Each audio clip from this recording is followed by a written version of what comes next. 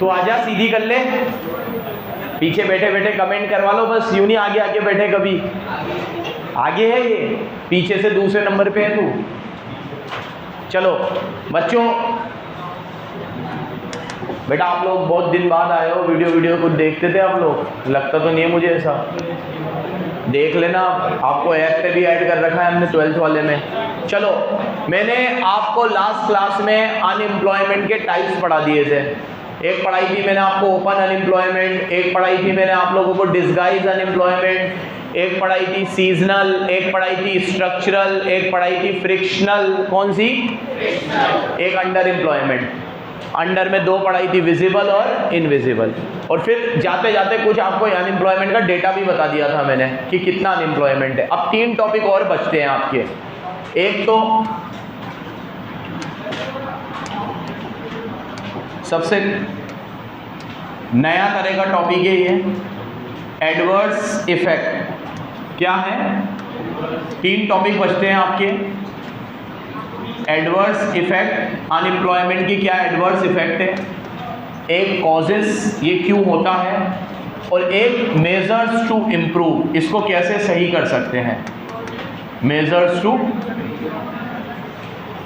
इसमें मैं आपको 8 मेजर पढ़ाऊंगा जो सरकार ने अभी तक लिए हैं, और वो 8 को भी फिर 2 ब्रॉड कैटेगरी में बांट रखा है, डायरेक्ट और इनडायरेक्ट करके। पहले 8 पढ़ाऊंगा, फिर 8 को 2 हिस्सों में बांट रखा है। तो ये थोड़ा बड़ा टॉपिक है, एक पूरा लेक्चर लगेगा इसमें, और ये दोनों छोटे छोटे टॉपिक है जो आज कवर करने की कोशिश करेंगे। Adverse effect of unemployment. बच्चों सामने देखना,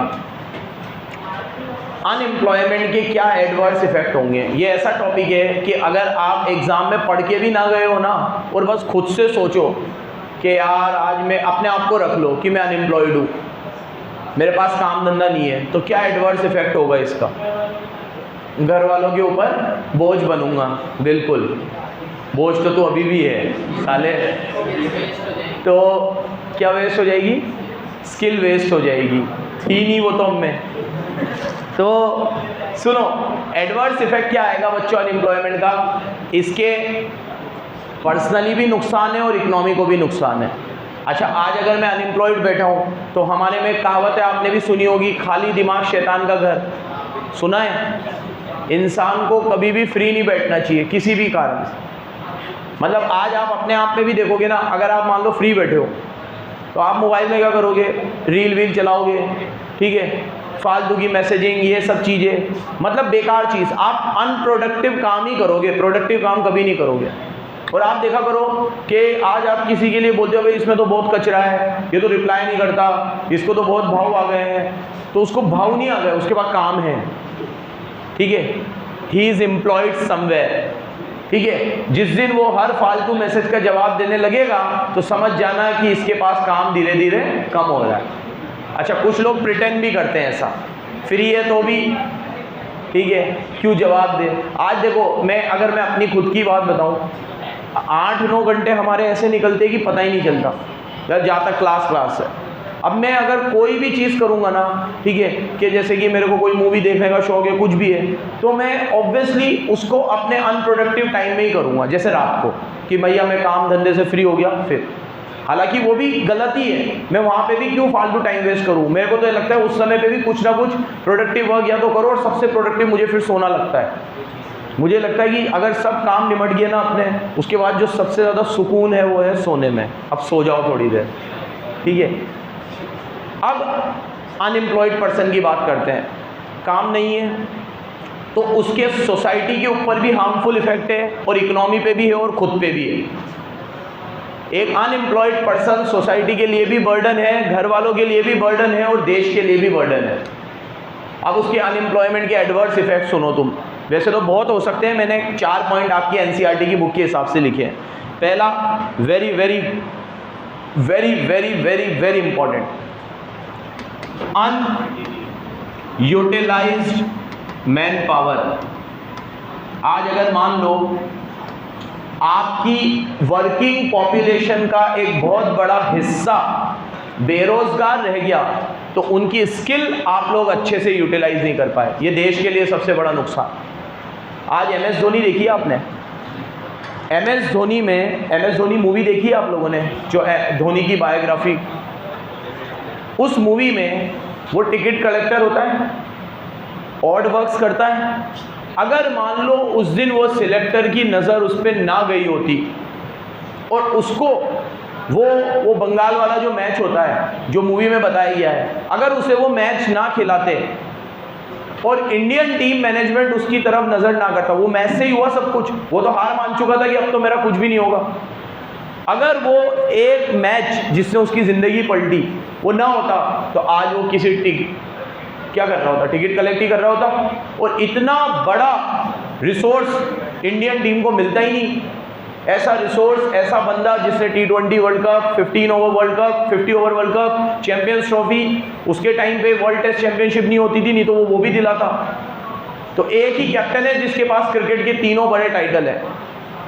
ऑस्ट्रेलिया का बहुत सारे वर्ल्ड कप है, नो डाउट, बट ऑस्ट्रेलिया के किसी भी एक कैप्टन के पास हर तरह का वर्ल्ड कप नहीं है कि T20, जिसने T20 जिताया उसने 50 ओवर नहीं जिताया, जिसने 50 ओवर जिताया उसने T20 नहीं जिताया, जिसने दोनों जिताया उसने चैंपियंस ट्रॉफी नहीं जिताई। तो ये कीर्तिमान सिर्फ धोनी के पास है, और IPL की जो ट्रॉफीज है वो तो अलग है। ये इतने सारे अचीवमेंट जिस बंदे ने दिए, कैन यू इमेजिन वो अभी कहीं पर टिकट कलेक्ट कर रहा होता,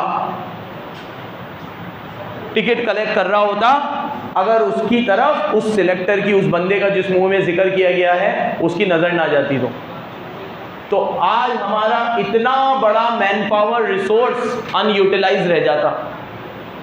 तो जब आप सोचो कितने, ये तो एक एग्जांपल दिया आपको, कितने सारे लोग भारत में बेरोजगार हैं, है ना, डेटा है हमारे सामने, तो है, उसको तो कोई डिनाई नहीं कर सकता।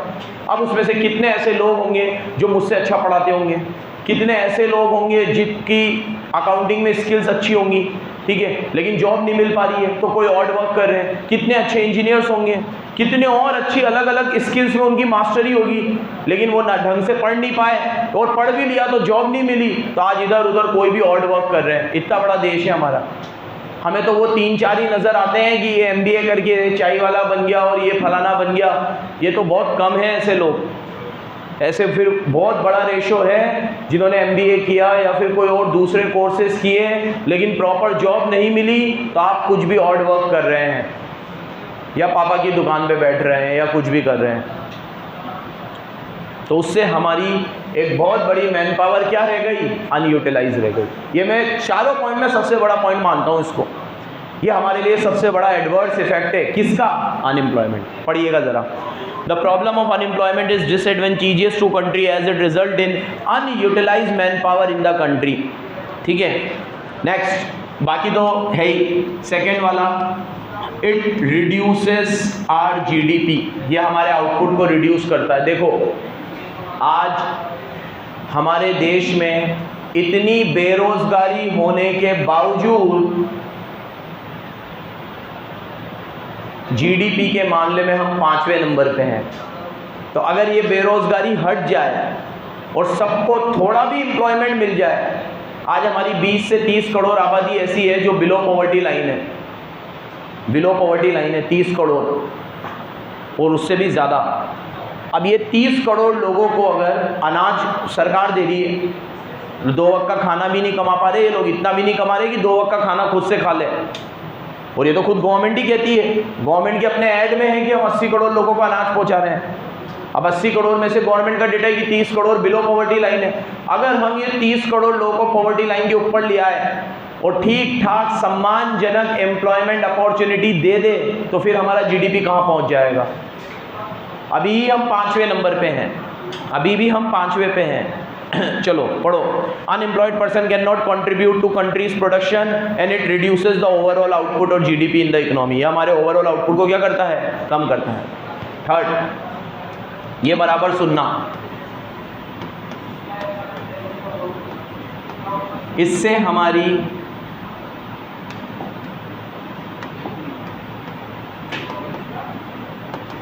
पर हेड अवेलेबिलिटी कम होती है।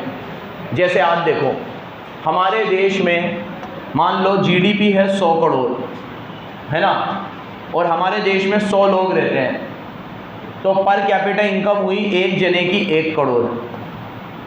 लेकिन ऐसा नहीं है, ये 100 करोड़ में से 90 करोड़ कमाने वाले 10 लोग हैं और 10 करोड़ कमाने वाले 90 लोग हैं, लेकिन जब रिसोर्सेज को बांटना होता है तो सब में इक्वल बंटते हैं।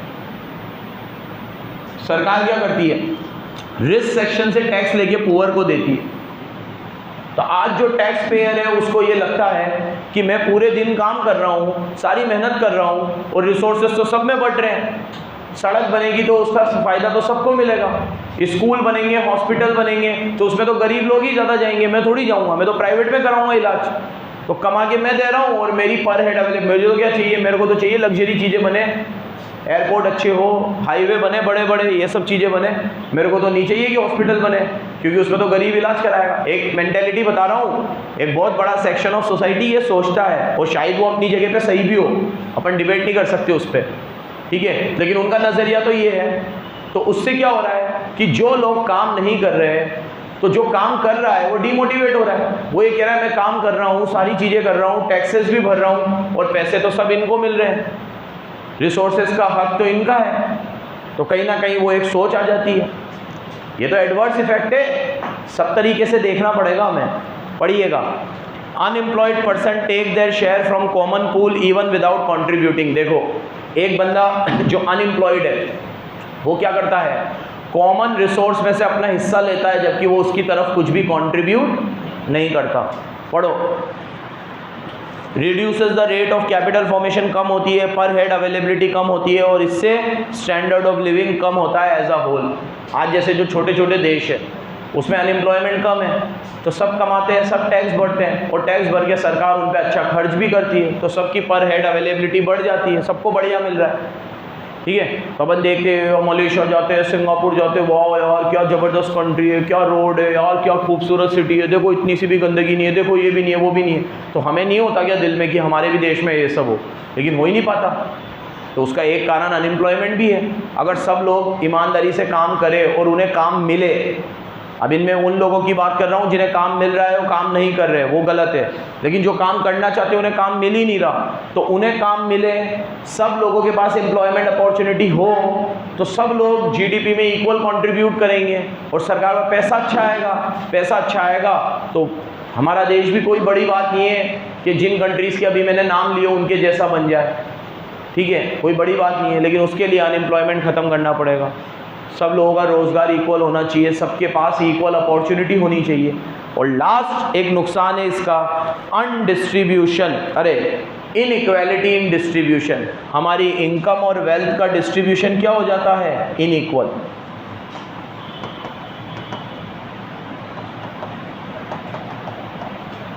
इनकम एंड वेल्थ, जो मैं पहले बहुत बार बोल चुका हूँ कि rich is becoming more richer and poor is becoming more poor. कि हमारे देश की सबसे बड़ी प्रॉब्लम कि अमीर और अमीर होता जा रहा है और गरीब और, तो वो जो अमीरी और गरीबी की खाई है वो इतनी बढ़ गई है कि उसे मिटाना अब असंभव हो चुका है, इम्पॉसिबल हो चुका है। इतना ज़्यादा इनइक्वालिटी है, क्यों है, अनएम्प्लॉयमेंट की वजह से। तो हमें कहीं ना कहीं अनएम्प्लॉयमेंट को पूरा जड़ से ख़त्म करना पड़ेगा, तो जाके इनइक्वालिटी ख़त्म होगी। तो ये भी उसका एक एडवर्स इफेक्ट है। तो 4 एडवर्स इफेक्ट आप लोग याद रखोगे, सामने देखो। पहला, वेरी वेरी इंपॉर्टेंट, हमारी मैन पावर क्या रह जाती है, अनयूटिलाइज। क्या रह जाती है, ठीक है। एक एग्जाम्पल धोनी का दिया, याद रखना कि अगर हम उसको जो काम वो करना चाहता है वो काम ना मिलता हो अगर उसे, तो वो आज क्या काम कर रहा था तुम देख लो, और वो वही करता रहता, तो हमें जो चीज़ें मिली है उसके द्वारा वो कभी मिल। और ऐसे जने कितने स्पोर्ट्समैन होंगे जिनको किसी ने आइडेंटिफाई कर लिया और आज वो ठीक ठाक कर गए अपने करियर में, लेकिन अभी ऐसे भी लोग हैं जिनमें बहुत स्किल है लेकिन उन्हें कोई, क्या बोलते हैं उसे, गॉडफादर नहीं मिला, और वो गॉडफादर ना मिलने की वजह से वो आज वो काम कर रहे हैं जो वो नहीं करना चाहते या जिसमें वो इतने एक्सपर्टीज नहीं है। चलो, क्या हो गया बेटा, क्या हो गया, क्रिकेटर, इसकी कोई स्किल है क्या, चीटर है ये तो, जरा सा एक टूर्नामेंट तो जीत नहीं पाया ये, ठिज्जू हार गया,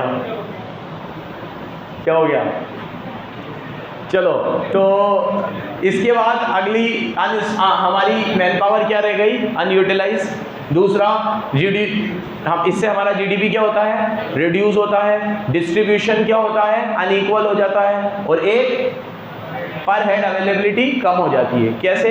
कि कमाने वाले 10 लोग हैं और खाने वाले 100 लोग हैं, तो वो जो 10 लोग काम कर रहे हैं उनको, देखो ये प्रॉब्लम एक घर में भी होती है। कई बार घर में भी क्या होता है कि कमाने वाले एक है। कई बार ऐसा होता है कि अगर मान लो 2 भाई है और एक की इनकम अच्छी है और एक की उतनी अच्छी नहीं है और जॉइंट फैमिली है, तो जो भाई अच्छा कमा रहा है वो पैसे लाके घर में देता है, तो उसके घर वालों को ऐसा लगेगा, इंसानी फितरत है कि भैया आप कमाते हो और आप पूरा घर चलाते हो, वो तो कुछ करते ही नहीं है, वो तो काम ही नहीं आता, ये नहीं आता। जबकि वहाँ तो खून का रिश्ता है। जहाँ खून का रिश्ता है, एक घर में रह रहे हैं, वहाँ भी ये बात आ जाती है। तो नेशनल लेवल पे भी ये बात आएगी कि मैं कमा रहा हूँ, टैक्सेस भर रहा हूँ और सरकार उनको मुफ्त में अनाज दे रही है। क्यों? उनके लिए मुफ्त में इलाज क्यों? आप काम करो भाई, जैसे मैं कर रहा हूँ आप भी करो, ठीक है। अब ये जो समझदार व्यक्ति होगा वो ये सोचेगा कि नहीं भैया, मेरा काम है काम करना और मेरा काम है जो सरकार के कायदे कानून है उससे चलना। मैंने अपना टैक्स दे दिया, नेकी कर दरिया में डाल। सरकार उसका क्या कर रही है? It's not my area of concern. सरकार को सही लग रहा है अनाज देना तो वो अनाज देगी, सरकार को सही लग रहा है रोड बनाना तो वो रोड बनाएगी, सरकार को सही लग रहा है एयरपोर्ट बनाना तो वो एयरपोर्ट बनाएगी। It's their work. मेरा काम क्या है कि मैंने अपना काम किया, मुझे ऊपर वाले ने उतनी इनकम दी, उतनी तरक्की दी, उसमें से जो शेयर मेरे देश के लिए बन रहा था मैंने वो दे दिया। ये एक सोच है। और एक सोच दूसरी भी है कि नहीं भैया मैं दे रहा हूँ और उनके ऊपर खर्च हो रहा है, वो गरीबों पे खर्च हो रहा है, इस पे खर्च हो रहा है, ठीक है। सब तरह की क्या बोलते हैं आइडियोलॉजी होती है। नेक्स्ट, ये तो हो गए एडवर्स इफेक्ट। क्या हो गए? चारों टिक कर लेना। अगला टॉपिक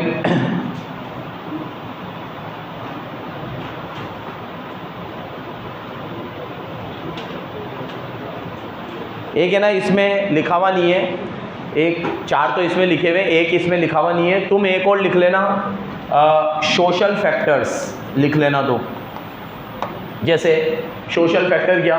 एक अनएम्प्लॉयड बंदा है, हो सकता है वो डिप्रेशन में चला जाए, हो सकता है अनएम्प्लॉयमेंट की वजह से वो कुछ ऐसी चीज़ें करे जो सोसाइटी के लिए बिल्कुल हार्मफुल हो, जैसे चोरी करें, डकैती करें। क्योंकि देखो क्या बोला अभी मैंने, खाली दिमाग शैतान का घर। ये जिसने भी कहावत कही है बिल्कुल सही कही है। एक व्यक्ति फ्री बैठेगा, अनएम्प्लॉयड बैठेगा, तो उसके दिमाग में 50 तरह के ख्यालात आएंगे और वो उन चीज़ों से निकल नहीं पाएगा। तो इनको मैंने नाम दिया है सोशल फैक्टर्स। इसमें आप लिख सकते हो कि वो डिप्रेशन में चला जाएगा, चोरी वगैरह के केसेस सोसाइटी में बढ़ेंगे, वो सोसाइटी को हार्म पहुंचाएगा, ड्रिंक करेगा, अल्कोहल कंज्यूम करेगा। ये सब फैक्टर हैं अनएम्प्लॉयड पर्सन में ज़्यादा देखने को मिलते हैं। कभी काम करने वाले व्यक्ति को तो टाइम ही नहीं मिलेगा ये सब चीज़ों का, वो तो अपने काम से मतलब रखेगा। लेकिन जो अनएम्प्लॉयड होगा उसे उकसाना बहुत आसान है, दंगा फसाद करवा सकता है वो। तो अनएम्प्लॉयड पर्सन मेरे हिसाब से सोसाइटी को भी हार्म पहुंचाएंगे। ये भी एक उसका एडवर्स इफेक्ट है। क्या है? ये तुम देखते होंगे बहुत सारी ये पॉलिटिकल रैलियाँ निकलती है, ये निकलते हैं, ये कौन लोग होते हैं? इनको 200 रुपये दो, ये आ जाएंगे आपके साथ, ठीक है। इस तरह की चीज़ें, इनको बोलो कि भैया यहाँ पे कोई सोशल या हारमोनी को नुकसान पहुँचाना है, इस तरह के स्लोगन्स लगवाने, ये करने वो करने, वो मान जाएंगे। लेकिन आप काम धंधे वाले व्यक्ति को बोलो, किसी को दुकान छोड़ के कि ले दुकान छोड़ के ले चल अपन वहाँ रैली में आता है, रैली में आता, दुकान छोड़ गया हूँ तो ऐसा रैली में, ठीक है। कौन आता है? तुम ही खुद सोचो ना, कौन आएगा काम धंधा छोड़ के कभी कोई? तो ये सब सोशल फैक्टर्स है, ये सोसाइटी को हार्म पहुंचाएंगे अगर अनएम्प्लॉयड रहेंगे तो। इसलिए एम्प्लॉयमेंट बहुत ज़रूरी है। क्या ज़रूरी है? अनएम्प्लॉयमेंट नहीं, एम्प्लॉयमेंट पिक्चर। क्या ज़रूरी है? एम्प्लॉयमेंट। चलो नेक्स्ट बच्चों प्लीज़ इधर देखो, अगला आता है कॉजेस। सामने देखो कॉजेस। अब अनएम्प्लॉयमेंट भारत में इतना ज़्यादा क्यों है? What are the root causes?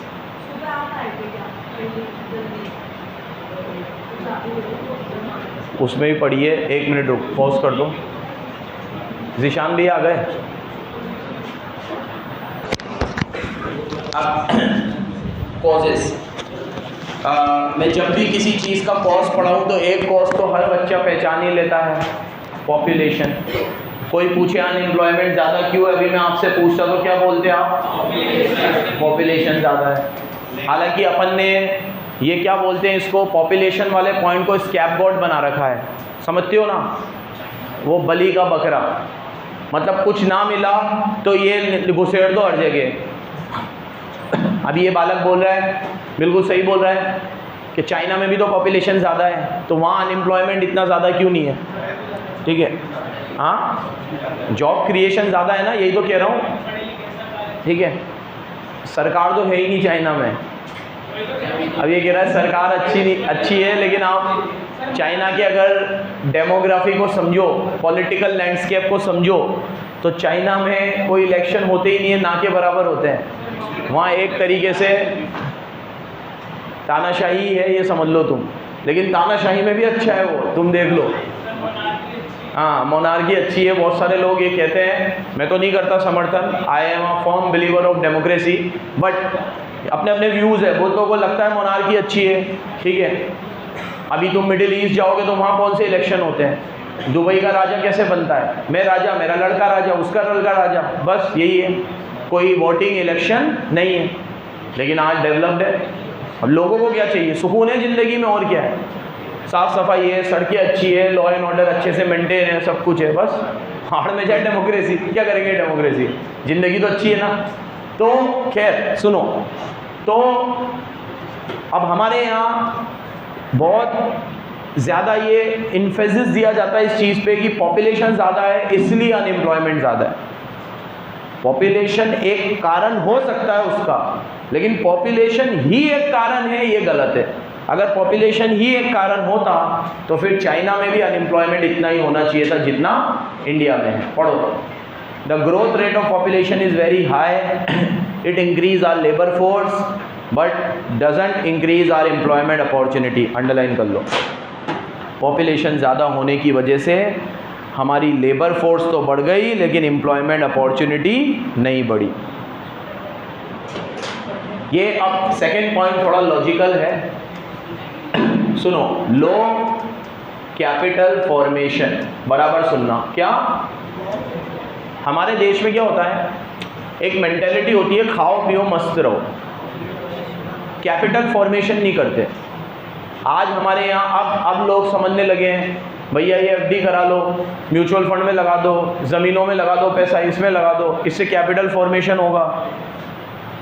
2 business है तो 4 बिजनेस करो, 4 बिजनेस है तो 8 करो, एंटरप्रेन्योर बनो, जॉब के ऊपर डिपेंड मत रहो, सरकारी नौकरी के पीछे मत भागो। पिछले 10 साल 20 साल में ये परसेप्शन लोगों का धीरे धीरे चेंज हुआ है। दिमाग में जो कचरा भरा हुआ है वो पूरी तरीके से तो नहीं निकलेगा, लेकिन निकलेगा। तो इंडिया में क्या है, जब तक लोग बिजनेस माइंडसेट वाले नहीं बनेंगे तब तक हमारे देश में कैपिटल फॉर्मेशन नहीं होगा। कैपिटल फॉर्मेशन मानो या मत मानो बिजनेस से होता है।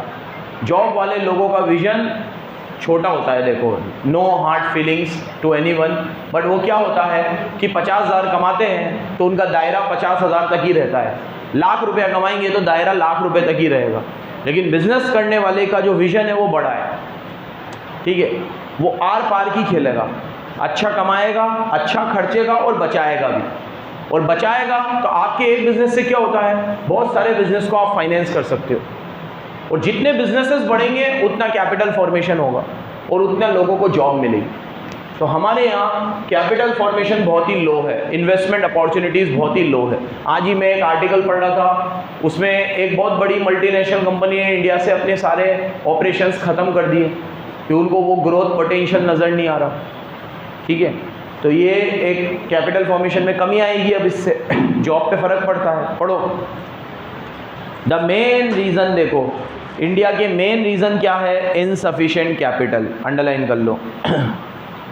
हमारा लेबर पर यूनिट का रेशो लो है कैपिटल इन्वेस्टमेंट के मुकाबले। मतलब जितनी इंडस्ट्री होनी चाहिए, जितना कैपिटल होना चाहिए, उतना हमारे देश में नहीं है। ठीक है, हमारी कुछ एसेट, मेजर एसेट कुछ हाथों में है।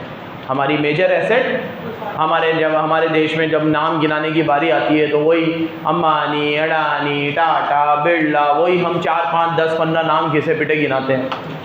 अमेरिका में ऐसा नहीं है, ठीक है। अमेरिका में ऐसे 100 नाम गिनाए जा सकते हैं, 200 नाम गिनाए जा सकते हैं। टॉप पे 2-3 तो वही रहेंगे, लेकिन ऐसे बहुत सारे नाम हैं और वो टॉप वाले भी कोई सेम नहीं है। जब मैं पढ़ाई कर रहा था मैं तब से अंबानी सुन रहा हूँ और आज पढ़ा रहा हूँ तब तक भी अंबानी ही है, ठीक है। और कितने साल रहेंगे, ठीक है। वहाँ ऐसा नहीं है, they are keep on changing. Elon Musk का भी बना है, इसके पहले जेफ बेजोस का भी था, ठीक है। स्टीव जॉब भी रह चुका है, मतलब मल्टीपल नेम्स है, कोई एक नाम नहीं है। वॉरेन बफेट रह चुका है, ठीक है। तो खैर सुनो, इधर हमारे यहाँ अनफॉर्चुनेटली हमारे यहाँ जो वेल्थ है वो कुछ हाथों में है, क्योंकि बाकी के लोगों का जो माइंडसेट है वो बिजनेस ओरिएंटेड नहीं है, जॉब ओरिएंटेड है। उससे क्या होता है, कैपिटल फॉर्मेशन नहीं हो पाता। क्या नहीं हो पाता, ठीक है। थर्ड, अब इसको अपन ने सही करने की कोशिश करी है, प्रीडोमिनेंस ऑफ एग्रीकल्चर। हमारी इकोनॉमी में लोग अभी भी किस पे डिपेंड है ज़्यादातर, इसको हमने सही करने की कोशिश करी है। पहले हमारी 74% पॉपुलेशन एग्रीकल्चर में थी, जो कम होकर आज 47 हो गई, उल्टा हो गया। 74 का कितना हो गया, 47। तो एक बहुत बड़ा पॉपुलेशन जो हमारा एग्रीकल्चर पे डोमिनेंट, मतलब एग्रीकल्चर पे डिपेंड था, वो अब ऐसा, एक अच्छी बात है। लेकिन इसमें अभी भी और भी हमारी लेबर फोर्स को एग्रीकल्चर से बाहर लाकर दूसरे सेक्टर में लाया जा सकता है, जिससे अनएम्प्लॉयमेंट कम हो, क्योंकि एग्रीकल्चर में अनएम्प्लॉयमेंट बहुत है। क्या मुझे कोई बताएगा एग्रीकल्चर में कौन सा वाला अनएम्प्लॉयमेंट देखने को मिलता है? वेरी गुड, डिस्गाइज और सीजनल भी, डिस्गाइज भी और वेरी गुड। पढ़ो, agriculture has predominant place in our country and in agriculture most of the people do not find employment throughout the year. It is because of seasonal unemployment. Next, small scale industry का decline। आज तुम देखा करो कि जो भी politicians है वो पॉलिटिशियंस आपको ज़्यादातर बड़े कॉरपोरेट हाउसेस की तरफ झुकते हुए दिखेंगे, ठीक है, जिनके अभी मैंने नाम लिए, वो बड़े कॉरपोरेट हाउसेस की तरफ। जबकि मैंने तुम्हें उस दिन भी कहा था, हमारा देश कौन चलाती है? Small scale, informal sector. कौन सा सेक्टर? आज एक दुकान है, वहाँ पे भी 4 लोगों को काम मिल रहा है ना। एक ठेला है, उस पर 3 लोगों को काम दे रहा है ठेले पे। ये इनफॉर्मल सेक्टर से हमारा देश चलता है।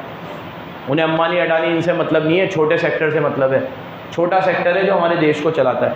स्मॉल स्केल इंडस्ट्री है, एक इंडस्ट्री है जहाँ 100 लोगों को काम मिल रहा है, 150 लोगों को काम मिल रहा है। एक यूट्यूब पे बहुत बड़े टीचर है, वो इनको पढ़ाते हैं, यूपीएससी वगैरह की तैयारी करवाते हैं।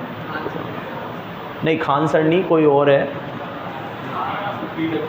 मेरे को नाम याद नहीं आ रहा अभी। वो सर ने एक बहुत अच्छी बात बोली कि मैं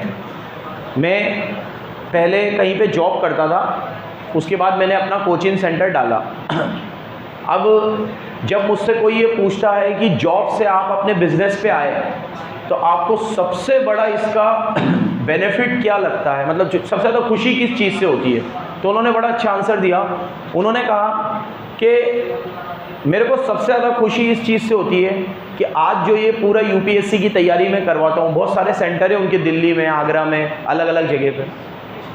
हाँ बिल्कुल बिल्कुल सही बोला, ठीक है। तो उन्होंने कहा कि मेरे बहुत सारे सेंटर हैं और उन सेंटर्स पे कम से कम मेरे यहाँ 1800 लोग काम करते हैं।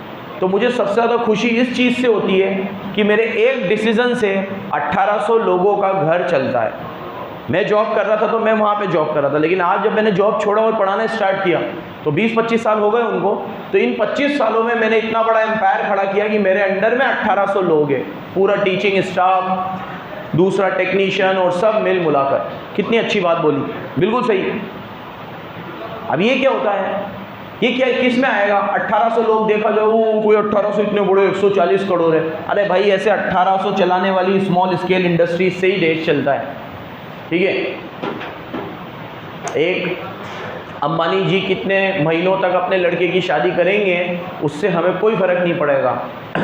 बहुत बड़ा योगदान नहीं दिया उन्होंने इकोनॉमी में 18 महीने तक शादी करके, ठीक है, करवा के, ठीक है। लेकिन ऐसी स्मॉल स्केल इंडस्ट्रीज जब ग्रो करती है तो उससे फ़ायदा किसको होता है? देश को। लेकिन ऐसी स्मॉल स्केल इंडस्ट्री धीरे धीरे क्या होती जा रही थी?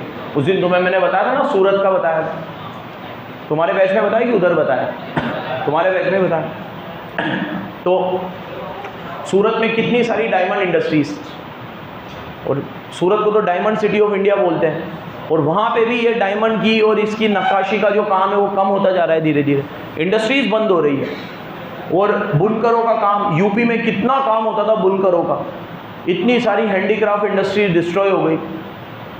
तो ये सारी स्मॉल स्केल इंडस्ट्री को गवर्नमेंट से फंडिंग चाहिए जो मिल नहीं पाती, और ये इतनी फंडिंग ना मिलने की वजह से ये स्मॉल स्केल इंडस्ट्री बंद होती है, और बंद होती है तो बहुत सारे लोग बेरोजगार हो जाते हैं।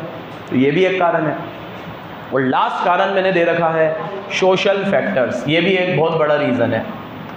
सोशल फैक्टर मतलब यहाँ देखो, हमारे यहाँ आज भी धारणा क्या है कि महिलाएं काम नहीं करेंगी, फैमिली इनकम का कंसेप्ट है। जैसे मैं मेरी बात करूं कि मेरी वाइफ को कुकिंग का बहुत शौक़ है, अच्छा लगता है उसे खाना वगैरह बनाना, बहुत सारी चीज़ें बनाना, ठीक है। तो अभी हमारे कम्युनिटी का कोई प्रोग्राम था, और वो कम्युनिटी के प्रोग्राम में सबको कुछ ना कुछ बना के ले जाना था। तो मेरी वाइफ ने घर पे कचौरी बनाई, और बहुत डिलीशियस कचौरी बनी वो। अब वो लेकर गए, कम्युनिटी का प्रोग्राम था, ऐसे सबने कुछ ना कुछ बनाया था, तो उसको कचौरी बहुत ज़बरदस्त लगी उसकी, ठीक है। तो अब वो तो प्रोग्राम हो गया। अब वो प्रोग्राम के बाद उसको फ़ोन आया कि आप हमारे लिए बना दोगे कि हमारे घर पे कुछ एक फंक्शन है, ठीक है। तो मेरी वाइफ ने मुझसे कहा, तो मैं कहा पागल है क्या, कचौरी बनाएगी क्या, ठीक है। तो उसने कहा तो क्या हो गया उसमें, उसने मेरे से कहा। फिर मैंने सोचा यार सही बात है, क्या हो गया इसमें, ठीक है। अब शौक है उसको, ठीक है, कुकिंग अच्छी लगती है, उसने कहा मेरे को करना है। फिर मेरे मुंह से क्या निकला, क्या ज़रूरत है भाई, अपन को कोई कमी है क्या, ठीक है। तो वो माइंड सेट आई गया ना वापस, ठीक है। क्यों आया? अब मैं खुद की बात कर रहा हूँ, मैं पढ़ाता हूँ, फिर भी उस पॉइंट ऑफ टाइम पे मेरे दिमाग में क्या गया कि क्या ज़रूरत है। तो भाई ज़रूरत है ऐसा क्यों सोचा?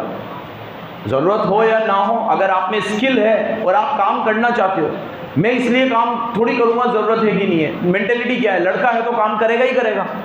मैं आज मेरा मन नहीं है यार, फेड अप हो गए यार, बहुत पढ़ा के थक गए, ले चला आज घर बैठते हैं, तो भी मैं नहीं बैठ पाऊँगा, आदत वैसी बनी हुई है। लेकिन अगर उसको काम करना है तो मेरे दिमाग में क्या गया, ज़रूरत है क्या, नीड है क्या, नीड है तो करेंगे, अभी तो नहीं है ना कुछ भी, बैठो आराम से, ठीक है। गलत है ये, नहीं दिया ना मैंने, बोला ना ज़रूरत नहीं है। अब वो बताऊंगा फिर, लंबी कहानी है। चलो, सोशल कांस्टेंट। अब देखो, joint family encourage the tendency to enjoy family income. देखो हमारी टेंडेंसी क्या होती है कि फैमिली इनकम को एंजॉय करो without contributing to the earning.